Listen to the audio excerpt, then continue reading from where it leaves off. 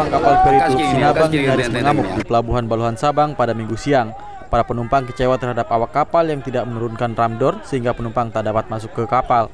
Sebelumnya, para penumpang kecewa dengan petugas pelabuhan yang tidak membuka loket sehingga penumpang tidak memiliki tiket masuk ke kapal. Petugas pintu gerbang dermaga meminta penumpang langsung masuk dan naik ke kapal tanpa tiket. Alasannya tiket dapat dibeli di dalam kapal. Namun setelah sampai di tepi dermaga, awak kapal feri Teluk Sinabang tidak menurunkan ramdor. Mereka menolak penumpang yang tidak memiliki tiket. Petugas kapal feri Teluk Sinabang meminta para calon penumpang agar kembali ke terminal pelabuhan untuk membeli tiket. Sempat terjadi adu argumen antara penumpang dengan petugas kapal.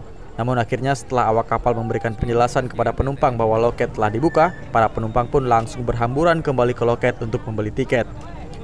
Akibat tidak profesionalnya pengelolaan terminal Pelabuhan Sabang, kapal feri Teluk Sinabang terlambat berlayar selama 2 jam. Sebelumnya kapal ini akan diberangkatkan pada pukul 2 siang, namun akhirnya harus diberangkatkan pada jam 4 sore. Dari Sabang, Maimun Saleh melaporkan untuk Aceh Video.